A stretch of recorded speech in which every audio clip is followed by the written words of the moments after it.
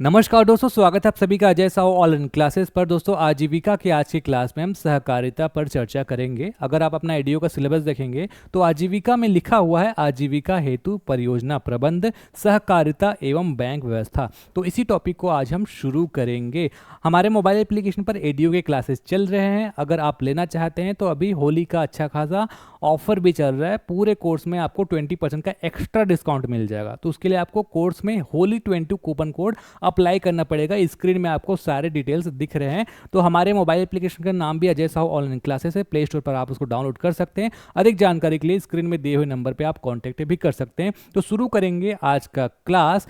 आज हम सबसे पहले सहकारिता अर्थात कोऑपरेटिव इसको समझेंगे, इसका अर्थ देखेंगे, परिभाषा समझेंगे, इसके सिद्धांत को समझेंगे, इसका इतिहास देखेंगे, इसके जितने भी फैक्ट जो एग्जाम में पूछे जा सकते हैं सब कुछ आज हम कवर करेंगे। तो देखिए, इसके नाम से ही स्पष्ट है, सहकारिता। सह मतलब साथ, कारिता मतलब कार्य करना, साथ मिलकर कार्य करना। तो इसका अर्थ जो होता है, शाब्दिक अर्थ मिलजुल कर कार्य करने से ही है सहकारिता। अनेक व्यक्ति या फिर संस्था साथ में मिलकर सामान्य उद्देश्य की पूर्ति के लिए जब वो कार्य करते हैं, चाहे उसका उद्योग सामाजिक हित हो या फिर आर्थिक हित हो, जब एक साथ काम करते हैं तब उसको हम सहकारिता कहते हैं। देखिए, मैं आपको दो तीन चीज एग्जांपल बता देता हूं ताकि आप इसको रिलेट करके अच्छे से समझ सकें। आप एक सरकारी संस्था सुने होंगे, सरकारी, प्राइवेट मतलब निजी, और एक सहकारी। सरकारी में क्या होता है, जो उसका मालिक होगा वो सरकार होगा। किसी भी संस्था एजेंसी का मालिक अगर सरकार है तो वो सरकारी हो गया। या फिर प्राइवेट में किसी निजी व्यक्ति का उसमें मालिकाना हक होगा। सरकारी सहकारी में क्या होता है, सहकारी संस्था अगर है तो जितने भी सदस्य उससे जुड़े हुए हैं वो समान उद्देश्य की पूर्ति करने के लिए उन सदस्यों के द्वारा ही वो संस्था बनाया गया है। तो जितने भी सदस्य हैं वही उनके मालिक होते हैं। ठीक है, तो ये जो चीज़ है इस सिद्धांत को आप ध्यान में रखिएगा। ठीक है, सहकारिता एक सामाजिक और आर्थिक व्यवस्था है जिसमें लोग परस्पर सहयोग और सामूहिक प्रयासों के माध्यम से अपने साझा हितों की पूर्ति करते हैं। जैसे आपने स्व सहायता समूह के बारे में भी सुना होगा। तो महिला स्व सहायता समूह संगठन आपने सुना होगा ना। तो आपस में क्या है, महिलाएं एक साथ मिलकर एक उद्देश्य की पूर्ति के लिए एक संस्था बनाती हैं और कार्य करती हैं। उनसे क्या है, उनको रोजगार मिलता है, आर्थिक हितों की पूर्ति होती है। तो सहकारिता के सिद्धांत पर ही वो काम करते हैं, है ना। इस सिद्धांत पर आधारित होता है कि एक साथ मिलकर कार्य करने से व्यक्तिगत और सामूहिक दोनों स्तरों पर अधिक लाभ प्राप्त हो सकता है। तो ये सहकारिता का मेन जो है मोटो है। सहकारी समिति लोगों का ऐसा संघ होता है जो अपने पारस्परिक लाभ के लिए स्वेच्छापूर्वक सहयोग करते हैं। यह ऐसे व्यक्तियों की स्वयंसेवी संस्था है जो अपने आर्थिक हितों के लिए कार्य करते हैं या अपनी सहायता स्वयं और परस्पर सहायता के सिद्धांत पर करते हैं। तो ये जो सब कुछ लिखा हुआ है मैंने आपको पहले ही उदाहरण से समझा दिया। ठीक है, क्या है सहकारिता, परस्पर साथ रहकर काम करेंगे जिससे उनको फायदा होगा, समूह को भी फायदा होगा। वर्तमान समय में सहकारिता का आशय व्यावसायिक संगठन के रूप में किया जाता है जिसमें लोग अपने स्वार्थ की भावना को छोड़कर आर्थिक हितों की उन्नति हेतु प्रयास करते हैं। तो जो इंपॉर्टेंट चीज रहेगा ना, मैं आपको उसको अलग से हाईलाइट करके भी बताऊंगा कि इसको आप ध्यान रखिएगा। अभी मैं आपको पूरा ओवरव्यू दे रहा हूँ। अब है आपका सहकारिता बनाम सहकार। सहकारिता क्या है, सहकार क्या है। देखिए, तो सहकारिता क्या होता है, एक संगठित प्रणाली या फिर आंदोलन होता है। और एक्चुअली में सहकार तो एक सिद्धांत है जिस पर ही सहकारिता पर हम काम करते हैं। तो सहकार एक व्यापक सिद्धांत होता है जिसमें लोग का आपसी सहयोग और सामूहिक प्रयास शामिल होता है, चाहे वो कोई भी क्षेत्र में हो। और सहकारिता एक संगठित प्रणाली आंदोलन होता है जो सहकारी समितियों और संगठनों के माध्यम से चलता है। तो सहकार एक सिद्धांत है और सहकारिता में क्या होता है, सहकार के सिद्धांत के हिसाब से कोई संगठन या फिर प्रणाली कार्य करता है। ठीक है, अब हम देखेंगे सहकारिता के सिद्धांत। तो सबसे पहला आपका स्वैच्छिक सदस्यता। इसमें कोई भी व्यक्ति स्वेच्छा से सदस्य बन सकता है और जब चाहे वो सदस्यता छोड़ सकता है। ऐसा कोई दबाव नहीं है कि साथ में रहना है, इस व्यक्ति को आना ही पड़ेगा। स्वेच्छा से कोई भी व्यक्ति आ सकता है, कोई भी व्यक्ति छोड़ सकता है। दूसरा है लोकतांत्रिक नियंत्रण। प्रत्येक सदस्य को निर्णय लेने का समान अधिकार होगा, सबको एक जैसे पावर दिया जाएगा। सामूहिक स्वामित्व, जैसे मैंने आपको बताया था सरकारी में।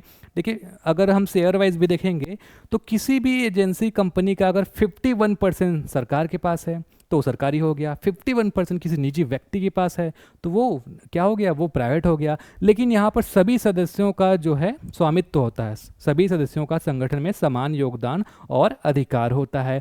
लाभ का समान वितरण, अगर लाभ अर्जित करेंगे तो सब कुछ समान रूप से बांटा जाएगा। सदस्यों की शिक्षा और प्रशिक्षण, सहकारी संगठनों के सदस्यों को समय समय पर प्रशिक्षित भी किया जाता है, कौशल विकास पर भी काम किया जाता है, जैसे महिला स्व सहायता समूह आपने सुना होगा। सामाजिक उत्तरदायित्व, सहकारिता समाज कल्याण में भी काम करता है। तो ये सब कुछ इसके सिद्धांत हो गए। अब हम देखेंगे सहकारिता के कुछ प्रकार, जैसे आप देखेंगे यहाँ पर उपभोक्ता सहकारी समितियाँ उपभोक्ताओं को सस्ती और गुणवत्तापूर्ण वस्तुएं उपलब्ध कराने के लिए उपभोक्ता सहकारी समितियाँ बनाई जाती हैं। ठीक है। दूसरा है आपका उत्पादक सहकारी समितियाँ छोटे उद्योगों और किसानों के उत्पादों को बाजार में उचित मूल्य दिलवाने के लिए उत्पादक सहकारी समितियाँ बनाई जाती है।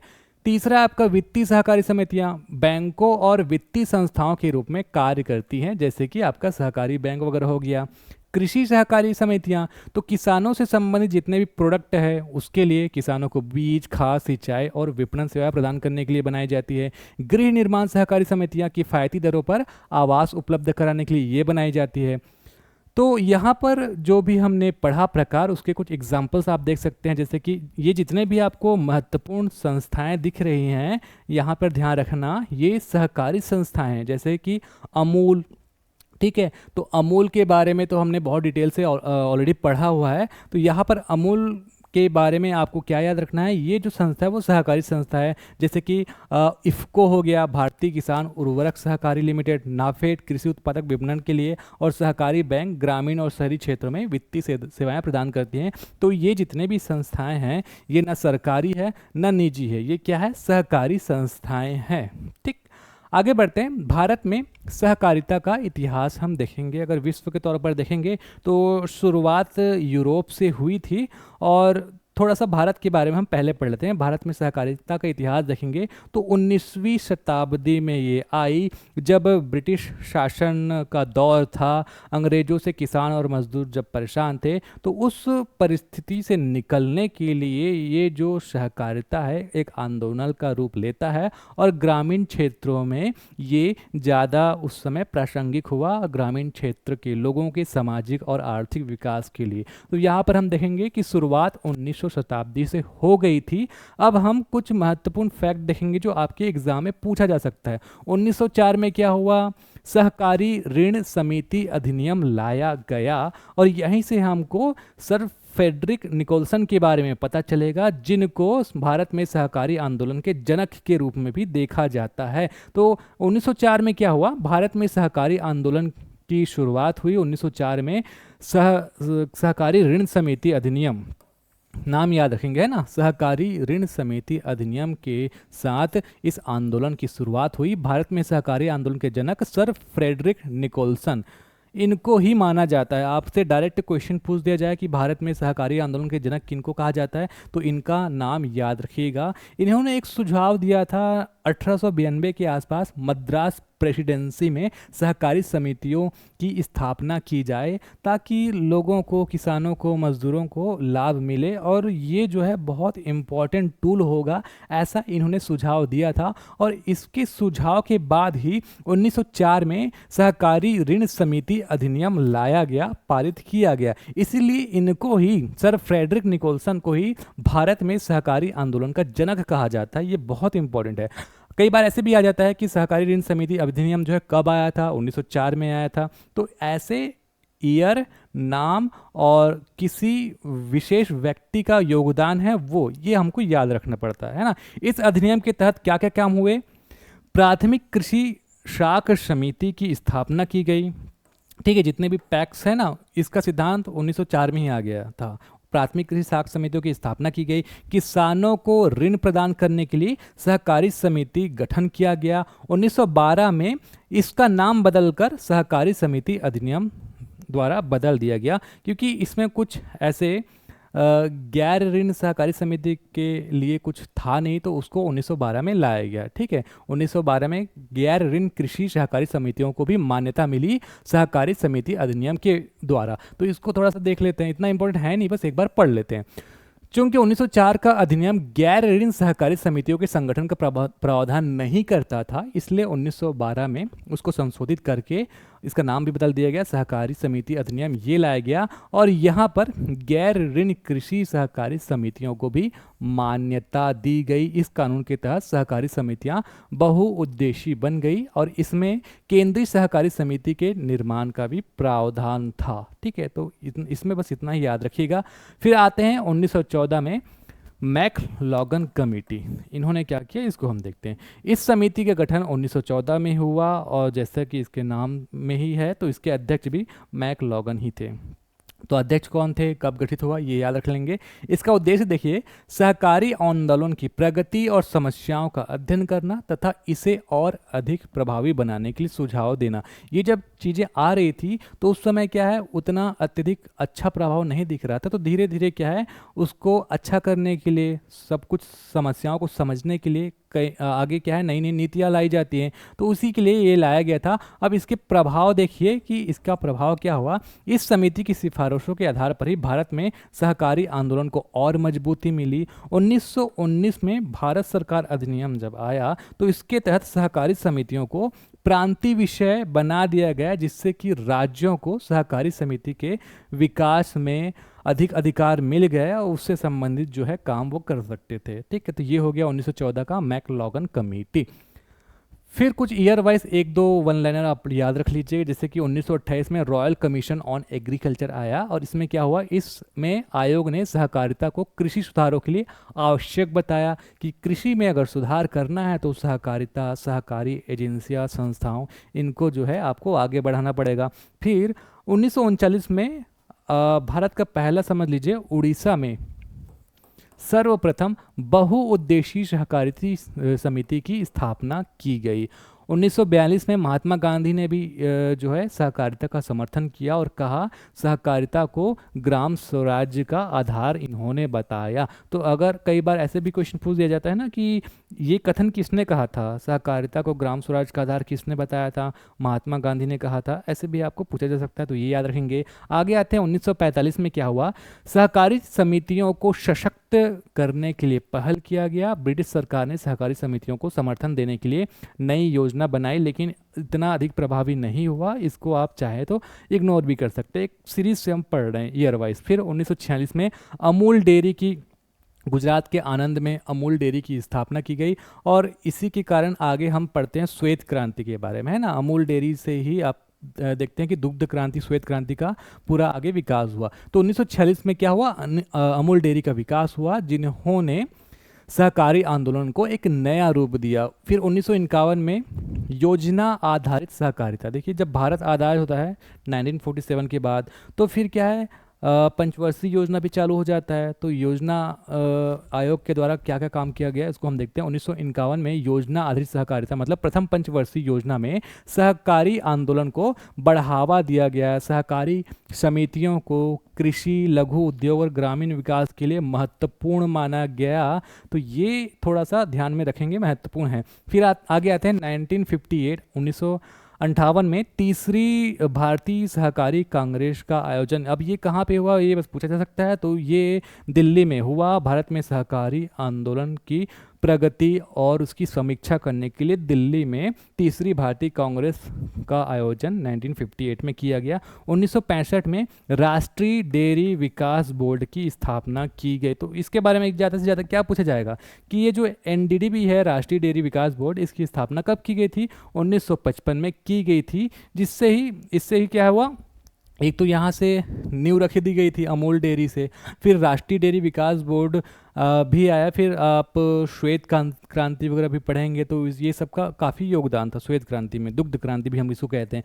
फिर 1982 में नाबार्ड आया, जिसका पूरा नाम है national bank for agriculture and rural development. अब इसको हमने पहले क्लास में भी डिस्कस किया था कि ये जो बैंक है स्पेशली सहकारिता, किसानों और ग्रामीण विकास से संबंधित जितने भी वित्तीय संबंधित काम होता है ये करता है, और उसी के लिए स्पेशली ये बैंक बनाया गया था। ठीक है, तो ये क्या करता है, सहकारी बैंकों और ग्रामीण विकास को वित्तीय सहायता प्रदान करता है।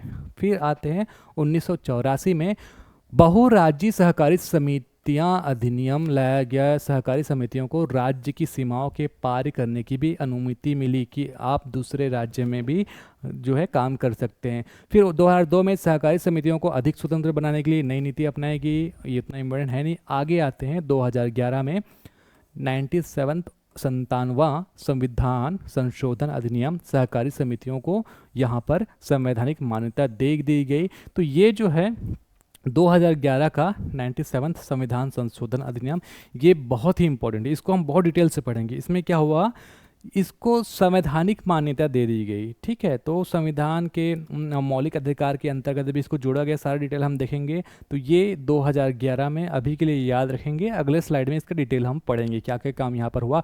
फिर 2021 में क्या हुआ, सहकारिता मंत्रालय की स्थापना की गई। सहकारिता मंत्रालय की स्थापना अगर एग्जैक्ट डेट देखेंगे तो 6 जुलाई 2021 को केंद्र सरकार के द्वारा की गई। भारत सरकार ने सहकार से समृद्धि के लक्ष्य, देखिए कोई चीज़ जब स्थापित की जाती है तो लक्ष्य भी बता दिया जाता है, तो इस लक्ष्य का नाम रखा गया है सहकार से समृद्धि। इस लक्ष्य से एक अलग सहकारिता मंत्रालय बनाया, कब, 6 जुलाई 1981 से। इसका उद्देश्य क्या है, सहकारी समितियों को अधिक सशक्त बनाना और ग्रामीण अर्थव्यवस्था को मजबूती देना। ठीक है, तो यहाँ पर देखेंगे सहकारिता आंदोलन की शुरुआत अगर हम विश्व परिप्रेक्ष्य से देखें तो यूरोप से हुई थी, विशेष रूप से 1844 में इंग्लैंड के रोचडेल शहर से, और इसे रोचडेल पायनियर्स नामक एक समूह ने शुरू किया था, जो औद्योगिक श्रमिकों का एक संगठन था। ठीक है, तो यहाँ पर इंग्लैंड नहीं लिखा रहेगा तो ब्रिटेन वगैरह भी लिखा जा सकता है, तो ये याद रख लेंगे कि शुरुआत यूरोप से हुई थी। अब हम क्या करेंगे, जो 97वां संविधान संशोधन अधिनियम 2011 है, इसके बारे में थोड़ा सा डिटेल से चर्चा करेंगे, क्योंकि ये बहुत ही इंपॉर्टेंट है, पूछे जा सकते हैं यहाँ से क्वेश्चन। एक तो सबसे महत्वपूर्ण है, इसका ईयर याद रख लेना कि कब आया, 2011 में आया। क्रम 97वां संविधान संशोधन अधिनियम, सहकारी समितियों को संवैधानिक दर्जा दिया गया। जब किसी को संविधान में रख दिया जाता है तो हम उसको कहते हैं कि उसको संवैधानिक दर्जा प्राप्त हुआ। अब ये जो हुआ था, लागू कब हुआ, 15 फरवरी 2012 को लागू हुआ। यह अधिनियम सहकारी समितियों की स्वायत्तता, मतलब वो स्वतंत्रता पूर्वक काम कर सके, वहाँ पर जो कार्य प्रणाली हो वो लोकतांत्रिक तरीके से हो और मैनेजमेंट उसका सही तरीके से हो, इसको सुनिश्चित करने के उद्देश्य से ही ये अधिनियम जो है वो लाया गया। इस अधिनियम में जो संशोधन किए गए संविधान में, तो संविधान में प्रमुख 3 बदलाव किए गए। इसका अनुच्छेद जो प्रमुख 3 है, इसको याद रख लीजिएगा। एक तो अनुच्छेद 19(1) का सी, अनुच्छेद 43(b) ये जोड़ा गया, और भाग 9 का भी। इसको हम, ये जो प्रमुख 3 बदलाव है ना, 1, 2, 3, इस पर हम डिस्कस करते हैं कि इसमें किया क्या गया संविधान में। तो अनुच्छेद 19(1) में क्या किया गया, इसने सहकारी समितियां बनाने के अधिकार को मौलिक अधिकार बनाया। संविधान के भाग 3 मौलिक अधिकार के अंतर्गत अनुच्छेद 19(1) अगर हिंदी में लिखा जाएगा इस चीज़ को तो अनुच्छेद 19(1) लिखा जाएगा, तो दोनों को याद रखेंगे। में संघ और संगठन के बाद सहकारिता शब्द को भी जोड़ा गया। तो अनुच्छेद 19(1) में क्या किया गया कि सहकारिता को एक मौलिक अधिकार प्रदान किया गया। देखिए थोड़ा सा बता देता हूँ कि मौलिक अधिकार में कोई चीज़ जब रखा जाता है तो फ़ायदा क्या है। अगर संविधान में मौलिक अधिकार के अलावा जितने भी अधिकार दिए गए हैं उसको हम संवैधानिक अधिकार कहते हैं, तो उसमें अगर आपको कोई भी दिक्कत होती है तो आप हाई कोर्ट जा सकते हैं।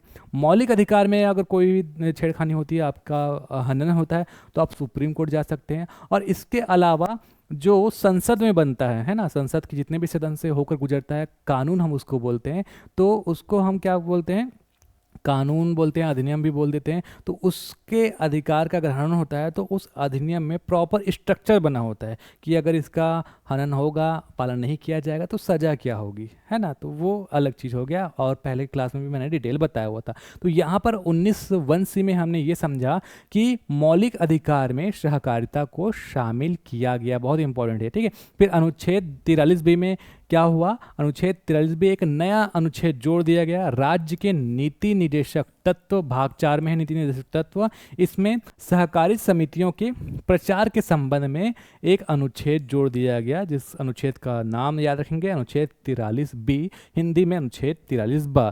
फिर भाग 9B, इसमें क्या हुआ, संविधान में एक नया भाग जोड़ा गया, एक तो एक नया अनुच्छेद जोड़ा गया, एक नया भाग जोड़ा गया, और 19C में सहकारिता शब्द जोड़ा गया। ये 3 नए प्रमुख बदलाव थे। तो संविधान में एक नया भाग 9B, हिंदी में भाग 9B जोड़ा गया, जिसका नाम सहकारी समितियां हैं। अगर आप संविधान खोलकर देखेंगे ना, भाग 9 का B, तो वहाँ पर इसका नाम भी लिखा हुआ है, सहकारी समितियां। तो अगर आपसे ये पूछ दिया जाए कि संविधान के भाग 9B का नाम क्या है, तो सहकारी समितियां नाम है। किस संशोधन में इसको जोड़ा गया, तो 97वां संशोधन जो है इसमें जोड़ा गया, इसको याद रखेंगे। तो इसमें क्या किया गया, संविधान के भाग 9B में अनुच्छेद 243 जेड से लेकर 243 जेड लगभग 13 अनुच्छेद जोड़ा गया, और इसमें सहकारी समितियों की कार्य प्रणाली, कैसे वो कार्य करेगा, किस नियम के अंतर्गत वो काम करेगा, पूरा स्ट्रक्चर जो है उसको स्वरूप देने के लिए इस जो अनुच्छेद, लगभग 13 अनुच्छेद को जोड़ा गया। और इस 13 अनुच्छेद को हम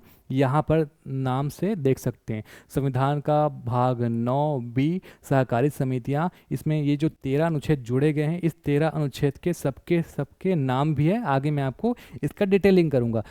तो इसका देखेंगे अनुच्छेद 243 जेड एच, अब एच से चालू हुआ है, IJKLM ऐसे करके T तक ये गया है।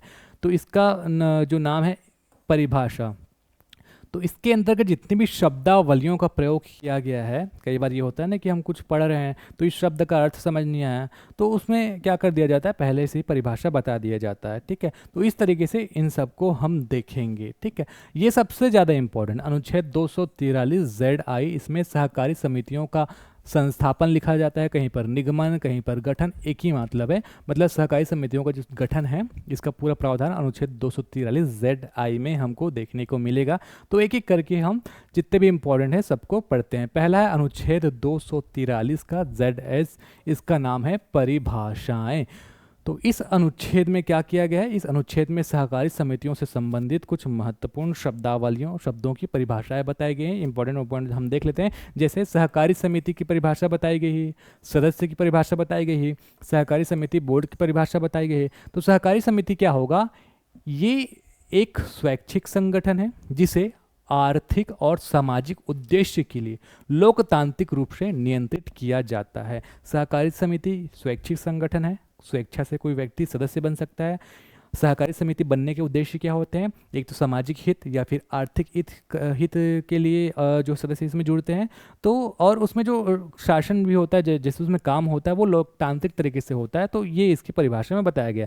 सदस्य कोई भी व्यक्ति जो सहकारी समिति का हिस्सा होगा उसको सदस्य कहा जाएगा, और समिति का प्रबंधन, मैनेजमेंट करने वाली जो संस्था होगी उसको सहकारी समिति बोर्ड हम कहेंगे। ये 3 शब्दों का परिभाषा आप याद रख लेना। आगे आते हैं अनुच्छेद 243 ZI, सहकारी समितियों का गठन। तो इसके बारे में हम देखते हैं। प्रत्येक नागरिक को, भारत के जितने भी नागरिक है, उसको सहकारी समिति का गठन करने का अधिकार होगा। तो पहला प्रावधान तो यहीं पर हो गया। अगला है, समितियों को स्वायत्तता से कार्य करने की स्वतंत्रता होगी, है ना, स्वायत्तता से वो कार्य कर सकते हैं, कोई बाधा नहीं डालेगा। सहकारी समितियों का संस्थापन देखेंगे, एक तो स्वैच्छिक गठन, मैंने आपको बताया ना, स्वेच्छापूर्वक कोई भी सदस्य बन सकता है। सदस्यों के लोकतांत्रिक नियंत्रण, लोकतांत्रिक तरीके से यहाँ पर काम होगा। सदस्यों की आर्थिक सहभागिता तथा स्वायत्त कार्य प्रणाली के सिद्धांत, ये हमने देख लिया था कि सभी को स्वायत्तता से कार्य करने की स्वतंत्रता होगा। इस सिद्धांत पर राज्य विधानमंडल सहकारी समितियों के गठन, नियमन, बंद करने संबंधी नियम बनाएगी। तो कई बार एक क्वेश्चन भी पूछ दिया जाता है कि सहकारी संस्थाओं से संबंधित नियम बनाने का अधिकार किसके पास होता है, तो या तो आपको राज्य का विधानमंडल लिखा होगा, राज्य के विधानसभा को लिखा होगा, एक ही बात है। तो ये आप यहाँ पर ध्यान रखेंगे, राज्य विधानमंडल सहकारी समितियों के चाहे गठन हो, नियमन हो, बंद करने संबंधी जितने भी नियम हैं, नियम बनाने का अधिकार राज्य के विधानमंडल को है, ये अच्छे से याद रख लेंगे। अगला है अनुच्छेद 243 का जे, बोर्ड के सदस्य एवं इसके पदाधिकारियों की संख्या एवं कार्यविधि, कितने सदस्य होंगे, क्या इसका कार्यकाल होगा, ये सब कुछ यहाँ पर देखने को मिलता है। तो राज्य के विधानमंडल के द्वारा तय की गई संख्या के अनुसार बोर्ड के निदेशक हो गए। अब राज्य के विधानमंडल को ही सहकारी समिति से संबंधित जितने भी पावर वो दे दी गई हैं, तो राज्य का विधानमंडल ही डिसाइड करता है। तो हम अभी हमारे स्टेट के हिसाब से देखेंगे तो यहाँ पर सहकारी समितियों के निदेशों की जो अधिकतम संख्या है वो बताया गया 21। 21 से ज़्यादा नहीं होना चाहिए, अधिकतम बताया गया। 20 हो सकता है, 19 हो सकता है, लेकिन 22-25 नहीं हो सकता, अधिकतम 21। बोर्ड के सदस्यों एवं पदाधिकारियों का कार्यकाल कितना होगा? कार्यकाल होगा 5 वर्ष का। बोर्ड में अनुसूचित जाति अनुसूचित जनजाति के लिए 1 सीट आरक्षित रहेगी और महिला के लिए 2 सीट आरक्षित रहेगी। ठीक, आगे बढ़ते हैं। अनुच्छेद 243 जेड के बोर्ड के सदस्यों का चुनाव किस प्रकार से होगा? तो सहकारी समितियों में समय पर चुनाव कराना तो एक अनिवार्य है। अभी हम बोर्ड के बारे में पढ़ रहे हैं ना, सहकारी समिति का जो नियंत्रण करता है बोर्ड, उसके बारे में पढ़ते हैं। तो यहाँ पर चुनाव कराना अनिवार्य होगा हर 5 साल के बाद। सहकारी समिति का चुनाव कराने का अधिकार राज्य विधानमंडल द्वारा तय किए गए निकाय को होगा। मतलब राज्य चुनाव आयोग जो है इसके लिए ही क्या कराएगी? चुनाव करा सकती है। अगला है अनुच्छेद 243 ZL बोर्ड का विघटन एवं निलंबन तथा अंतरिम प्रबंधन। जैसे बोर्ड को भंग करना है, हटाना है, खत्म करना है, तो उससे संबंधित बातें यहाँ पर लिखी हुई हैं। किसी भी बोर्ड को 6 माह से अधिक समय तक विघटित या निलंबित 6 माह से अधिक समय तक विघटित या निलंबित नहीं रखा जाएगा, तुरंत चुनाव कराया जाएगा। बोर्ड अगर विघटित हो जाता है तो इस स्थिति में 6 माह के अंदर चुनाव कराना अनिवार्य है। अनुच्छेद 243 ZM सहकारी समितियों के खाते का अंकेक्षण। यहाँ पर अंकेक्षण, लेखांकन, लेखा संपरीक्षा जो भी लिखा हो एक ही चीज़ है। तो राज्य विधानमंडल सहकारी समितियों के खातों का अनुरक्षण हर वित्तीय वर्ष में कम से कम एक बार खाते का अंकेक्षण, सामाजिक अंकेक्षण जो हमने पढ़ा था ना, वही वाली चीज़ है ये। हर वर्ष में कम से कम एक बार अंकेक्षण के लिए नियम बनाएगा। कौन? राज्य विधानमंडल। प्रत्येक सहकारी समिति को आम सभा द्वारा नियुक्त अंकेक्षण फर्म, मतलब जो अंकेक्षण से संबंधित एजेंसी होगी उसी के द्वारा अंकेक्षण का काम, सामाजिक संपरीक्षा जो है उसी का काम कराएगा। प्रत्येक सहकारी समितियों का अंकेक्षण वित्तीय वर्ष की समाप्ति के 6 महीने के अंदर, वर्ष समाप्ति होने वाला रहेगा उसके 6 महीने के अंदर कराना होगा। शीर्ष सहकारी समिति का अंकेक्षण रिपोर्ट राज्य विधानमंडल के पटल पर रखा जाएगा। जैसे भी जो भी रिपोर्ट आएगा शीर्ष सहकारी समिति के द्वारा, उसको राज्य के विधानमंडल पर पटल पर रखा जाएगा। अगला फिर अनुच्छेद 243 ZN आम सभा की बैठक बुलाना। राज्य विधानमंडल प्रत्येक सहकारी समिति के आम सभा की बैठक वित्तीय वर्ष की समाप्ति के 6 माह के अंदर बुलाती है। फिर आपका है अनुच्छेद 243 ZR बहुराज्यीय सहकारी समितियां। यदि कोई सहकारी समिति एक से अधिक राज्य में कार्यरत है तो वह बहुराज्यीय सहकारी समिति मानी जाएगी। ऐसी समितियों पर केंद्र सरकार का नियंत्रण है। अगर कोई समिति है जो एक से अधिक राज्य में फैली हुई है और कार्यरत है तो उसको हम कहेंगे बहुराज्यीय, क्योंकि वो एक से ज़्यादा राज्य में है और ऐसा है तो उसका नियंत्रण केंद्र सरकार पर होगा। तो बाकी की जो डिटेल्स है वो हम आगे क्लास में पढ़ेंगे और वो पेड क्लास का हिस्सा होगा। जिन लोगों ने क्लास खरीदा है उनको जो है मिलेगा आगे का क्लास। और अगर आपको वीडियो अच्छा लगा होगा तो वीडियो को लाइक कर दीजिएगा और अपने दोस्तों में शेयर कर लीजिएगा। तो आगे हम पढ़ेंगे अगला टॉपिक और वो हम मोबाइल एप्लीकेशन में जो पेड क्लास में चल रहा है उन लोगों को मिलेगा। तो आज के लिए बस इतना ही। नमस्कार, धन्यवाद।